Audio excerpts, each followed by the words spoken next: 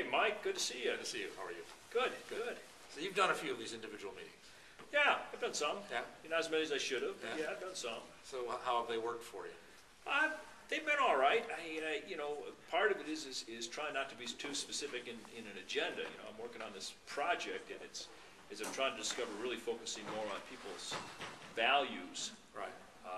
It's been a little tough not to want to go right to, let's talk about the Invest in Excellence, or when I was at UD, let's talk about your grievance or the upcoming contract, as opposed to, you know, just a general kind of establishing the relationship with it. Well, you're real, you know, we've talked a few times, you're real forthright, you have strong views. Oh, yeah. You have a deep commitment to your work. How do you keep that a little bit in abeyance so that you're listening to people well? I think I'm lucky enough that I've been around organizing long enough to know that the first thing I do is, as I get older, I've developed a lot more patience.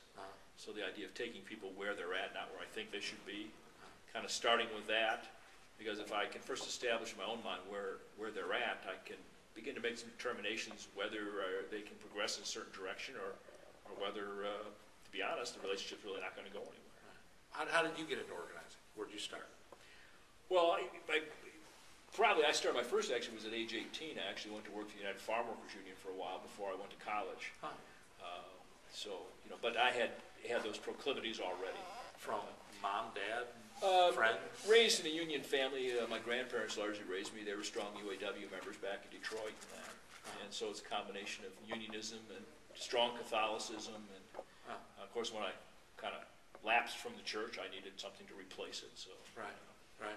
But no, some strong political beliefs based on religious upbringing and the union upbringing. Yeah. I know you went the union direction. Did you ever think about being a priest?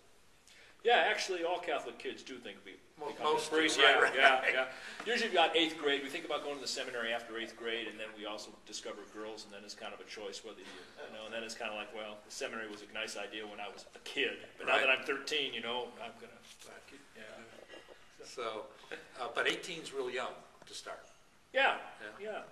I was a volunteer for the farm workers around Detroit in high school for a couple of years. And actually was lucky enough to know some of the players. Richard Chavez, Caesar's brother, was in Detroit, and Artie Rodriguez, who's now the current president of the United Farm Workers, but was Caesar's new son-in-law at the time, was living in Detroit. They were working this boycott staff. So I had a lot of exposure to them, and got real turned on by doing that. So you know, when I graduated high school, it's like, hey, seems like a pretty neat thing to do. What's been the high point for you? Of what? Of your organizing life. Oh, there's been a number, I guess. Part of it is so many of them come up now that it's hard to look back and say, here's the high point that happened. One of them. I think it epitomizes the story I like to tell people. Was in a school district in Bethalto, Illinois. I call it the wrestling match story. I actually wrote about it once. But I had a teacher who, a special ed teacher, was teaching in a large closet. And they had a perfectly good classroom in the building, but it was being used to store wrestling mats. Because we had a board member who was had been an Olympic wrestler. His son was a big-time wrestler. And so after some attempts by the teacher to try to get the principal to do something, you know, I met with the staff and we talked about our problem. And they organized a mass meeting with the principal, went in and demanding that he remove the wrestling mats, but went in with a plan. The plan went something like this. Now, if you can't get the mats out of there, don't worry, we'll go see the superintendent. And you can tell him ahead of time, if he can't get the mats out of there, we'll be at the board meeting, you know, the following school board meeting. And you can also let the board know ahead of time that if they don't get the mats out of there, that we're prepared to use our contractual rights to use the copying equipment in the district to put mass leaflets out into the community telling parents that wrestling mats are more important than children. Right. And by the next week, they actually had the mats out of the classroom, had that teacher in there, and actually gave her an additional assistant. Oh, that's which great. we thought was neat. But I think the high point was when this gal came up to me later at a Madison County Teachers Institute, and I didn't really remember who she was.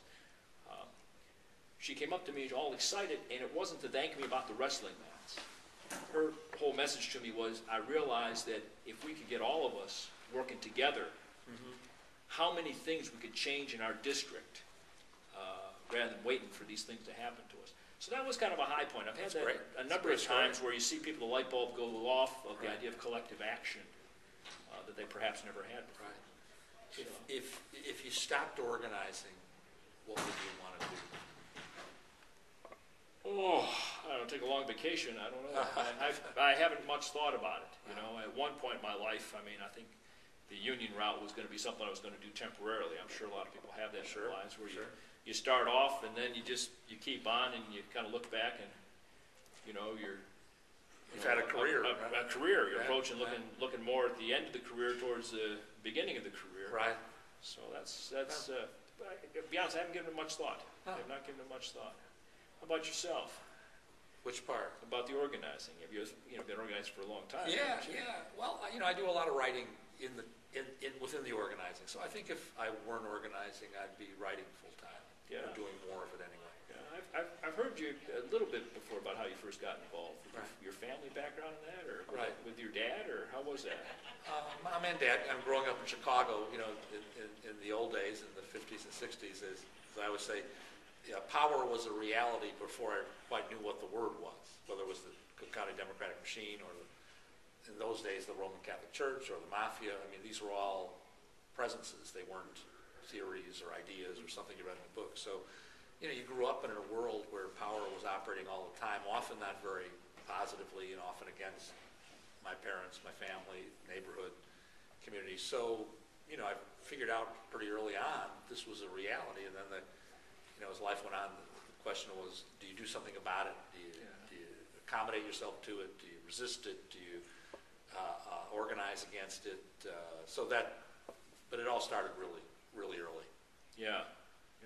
I think a similar experience I have is watching my grandfather, in fact, helping to raise us after my dad died, and him working two jobs. And even though he was in a union and had an ability through the union to fight back a little bit, just the way in which I felt that their powers beyond his control, it just kept kind of grinding him down. Right. And kind of resenting that. Right. I did too. That kind of motivated a little bit. Yeah, I did too. The way I put it is that I just wrote a piece about how Chicago was a place where people lost their incomes and equity, not at the moment they made them, but over time. So you work hard, you save your money, you buy a house, and then the panic peddlers would come in and scare one group out, buy low from them, and bring other people in and sell high to them. And so equity got drained time and time again. So my parents went through that 3 times. Yeah. And so many, hundreds of thousands of white and black families in Chicago, that was their experience, working very hard, making a little bit of money, building a little equity, and then seeing it go down, and then climbing up the hill again.